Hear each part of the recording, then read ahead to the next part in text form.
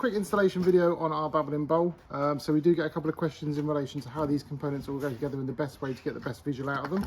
So with our Babbling bowls, they are supplied with a plastic sump, 50 centimeters, and a plastic tray to suit. So they don't actually come with a metal grid. It's not needed for this. So this plastic tray is more than capable of taking the weight of the bowl.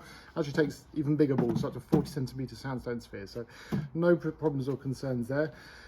Just to explain how this procedure goes together. So we do actually, on our photography work that we've got on the website,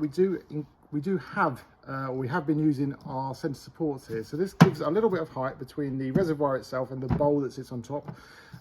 It gives a nice visual because obviously the bowl's floating, the water comes off the edge. You've got your nice shingle around the top here, so so it presents a nice visual, but completely optional. We don't supply these, but as you can see, it's just a bit of 4-inch plastic tube from a local DIY store. But ultimately, yeah, you can just sit the bowl straight on there and have shingle around it. It's entirely up to you. So we'll go over a quick way and an easy way to do the installation. Generally speaking, what we do recommend is having some support. So I've got some exaggerated supports here. You wouldn't normally use them if they were this long. It's obviously about 1 foot long in general, but just so that you can see what we're doing and how all the components go together. So this way it allows me access to the top tray, and I can do all the pump and the tube work underneath, and then we remove the supports, and obviously that's how you do your final installation. So for this video, I'm going to include our centre support, just so you can get an idea of how it all goes together in the process. But obviously if you don't use it or you don't want it, then just ignore that part. But ultimately you'd sit that on there.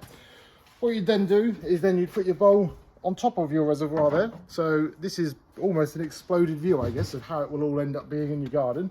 Feed through your tube and your electrical cables. So you want to get that to come all the way through. In fact, it's always easy to put the electrical cable in first. You can use the tube then to push it through.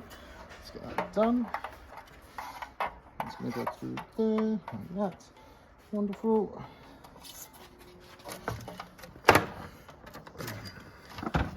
So there is the bowl. Obviously you've got your LED module fitted in there now.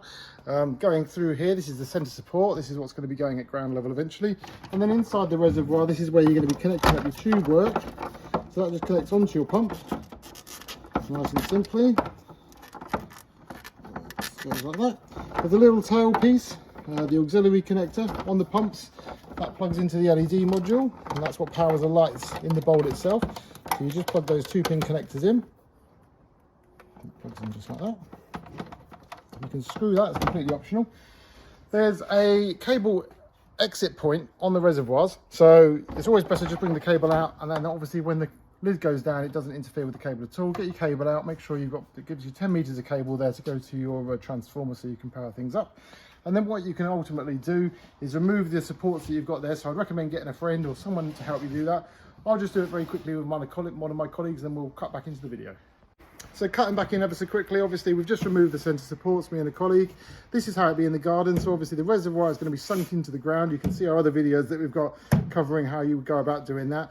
You've now got your bowl here, and then you've got this centre support. Now, as I say, it's a completely optional component. If you don't want to put it in, then it wouldn't be there. You would literally just have the bowl sitting on the tray itself, and then the water would recirculate over the top of the bowl back into the reservoir below. Having that there allows you to get some stone and shingle around this, and when it's all sunk into the ground, it gives you this lovely visual. You can really see the bowl, see all the detail on it. This installation guide also covers our 20 centimeter ball, so we do a version of this with a 20 centimeter ball.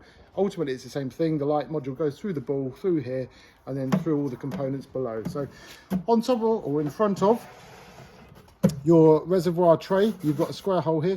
This is basically where you can use to fill up the reservoir for the first time. So you can put a hose pipe in there or just use a watering can. And then on the opposite side of that, you've got that exit point that I referred to for the cable, just a nice little slot there so it doesn't get trapped in there. This keeps everything nice and level. The lids are great because they stop all the debris and horrible things falling into the reservoir, so you don't need to worry about that too often. And that's the final installation for the Babbling bowl.